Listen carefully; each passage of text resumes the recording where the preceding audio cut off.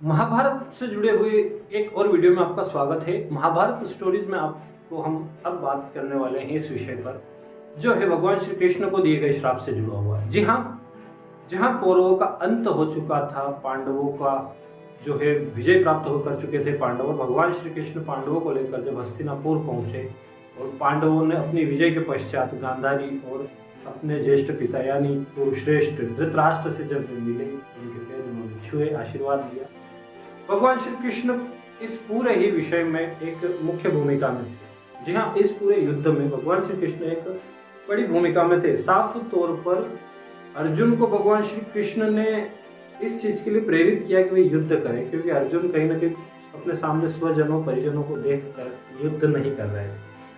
उस स्थिति में भगवान श्री कृष्ण ने ही अर्जुन को इस बात के लिए प्रेरित किया कि नहीं, अब रिश्ते नातों की चीजें जो है वो बहुत पीछे रह चुकी है, अब धर्म अधर्म का ये विषय बन चुका है और अर्जुन तुम्हें युद्ध करना चाहिए। क्योंकि जो धृतराष्ट्र और गांधारी हैं, इनका ऐसा मानना था कि इस पूरे घटनाक्रम के लिए भगवान श्री कृष्ण उत्तरदायी। जी हाँ, दरअसल जब माता पिता होते हैं वो कभी कभी मोह में इतने अंधे हो जाते हैं कि उन्हें इस बात की जानकारी रहती नहीं कि उस घटनाक्रम के लिए तो स्वयं उनकी संतान उत्तरदायी थी। दुर्योधन का हट उत्तरदायी था, वरना वही भगवान श्री कृष्ण तो 5 गांव के लिए भी तैयार हो गए थे, लेकिन वो भी नहीं मिले।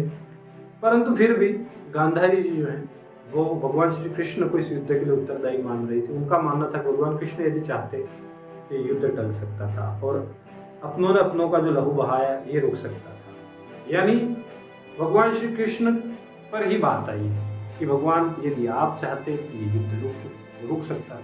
केशव, यदि आप चाहते तो ये युद्ध नहीं होता, ये महाविनाशकारी युद्ध नहीं होता और मेरे सभी पुत्र जीवित होते। इस प्रश्न को जब गांधारी ने भगवान श्री कृष्ण से कहा कि आप यदि ऐसा चाहते तो शायद ये नहीं हो, लेकिन आपने अर्जुन को युद्ध के लिए प्रेरित किया और उसने फिर आप देख सकते हैं क्या किया, सभी पूर्ववंशी के बड़े बड़े रथी महारथियों को विनाश के मुंह में धकेल दिया, मेरे 100 पुत्र मर चुके हैं।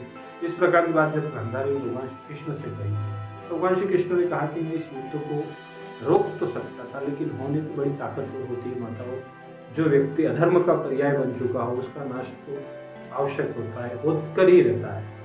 लेकिन चूंकि माता तो माता होती है, चाहे पुत्र कितना ही अनुचित क्यों ना हो, फिर भी उसकी अनुचितता माता को नजर नहीं आती है। मातृभाव होता ही ऐसा है। अत्यधिक क्रोधित होकर गांधारी ने भगवान श्री कृष्ण को श्राप दे दिया कि जिस तरह कुरुकुल का नाश हुआ है और जिस तरह उनके पुत्र मरे हैं, उसी तरीके से एक दिन यादवों का सर्वनाश हो जाएगा। यानी भगवान श्री कृष्ण के कुल को उन्होंने श्राप दे दिया। हालांकि ये प्रभु लीलाएं हैं, इनमें ऐसा भी माना जाता है ऐसे सुनियोजित सब लेख है विधाता के, लेकिन फिर भी ऐसी मान्यता है कि गांधारी ने श्री कृष्ण को श्राप दिया था।